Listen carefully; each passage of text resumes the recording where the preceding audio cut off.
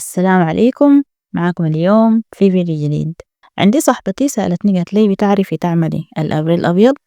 قلت لها والله ما حصل عملته، بس إن شاء الله هأسأل وأعرف الطريقة، لأنه ما بحب أقول لزول أنا ما بعرف الحاجة دي إلا أمشي أجرب بنفسي. وسألت كتير لغاية ما وصلت لخالتي الله يديها الصحة والعافية، ووصفت لي الطريقة بالتفصيل. بعدين أنا قدرت المقادير وضبطت من أول مرة، والحمد لله طلعت تجربة ممتعة والأبريح طلع مظبوط. نشوف مع بعض الطريقة. هنا استخدمت دقيق الذرة الأبيض حوالي 5 أكواب، ممكن تستخدموا الدخن. بعد كده التوابل اللي حنستخدمها: ملعقة كبيرة من الهيل المطحون أو الحبهان المطحون، ملعقة صغيرة من الزنجبيل مطحون برضو، ونص كوب من العجين الحامض أو الخمار. بعدين حاضيف حوالي لتر موية، حضيف بالتدريج وأعجن لغاية ما أصل للقوام السائل ده. بعد كده حأقفل بالغطا وحخلي العجين لمدة يومين لغاية ما يتخمر ويبقى حامض. هنا بعد يومين بالضبط فتحته وكان حامض حموضة لاذعة، وده المطلوب. بعد كده حخفف القوام ده بحوالي 3 أكواب من الموية. طبعا العجين لما نجي نعوسه لازم يكون خفيف شديد، أخف من عجين الكسرة بمراحل. بعد كده حنجيب قطعة نظيفة من الشيفون، أو لو عندكم شاش قطني بيكون أفضل، وبعدين نصفي العجين بتاعنا ده ونعصره لآخر قطرة.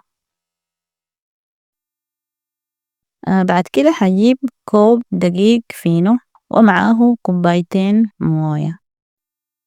حأضرب العجين ده كويس لغاية ما يكون ناعم، بعدين حنزل فيه العجين الصفيناه قبل كده، وهنا لآخر مرة حأصفيه بمصفى ناعمة عشان ما يكون فيه أي شوايب.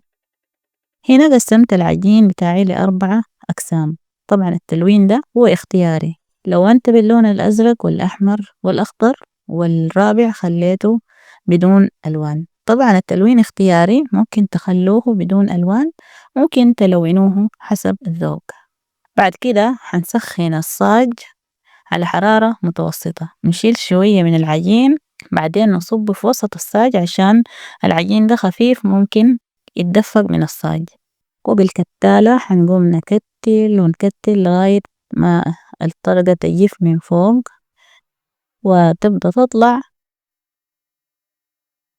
وتنشف. بنشيلها وبنمسح الصاج بمنديل مبلل بالموية. طبعا زي ما قلت لكم الصاج بتاعي ده عشان هو طبقته غير لاصقة فما بمسح بزيت نهائي. وهنا حعمل باللون الأحمر، طبعا حيبقى وردي، وكمان الأخضر والأزرق، وده شكله طرقات ملونة جميلة. وحنواصل بنفس الطريقة.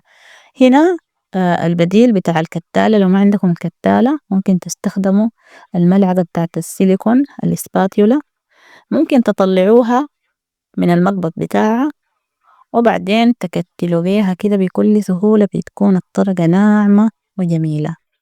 ممكن تعوسوا بيها لو ما عندكم الكتالة الخشبية، طبعا الخشبية أفضل لأنها كبيرة وبتكون عازلة للحرارة.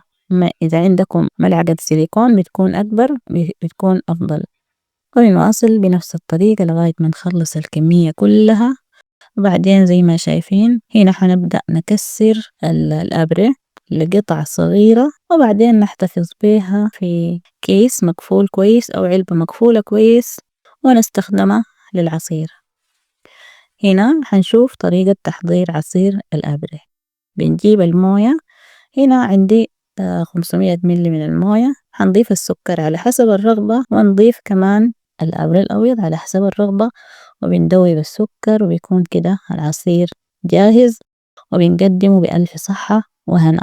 ولغاية هنا وصلنا لنهاية الفيديو، أتمنى يكون عجبكم. اللهم صل وسلم وبارك على نبينا محمد وعلى آله وصحبه وسلم، واغفر لي ولوالدي والمؤمنين والمؤمنات الأحياء منهم والأموات.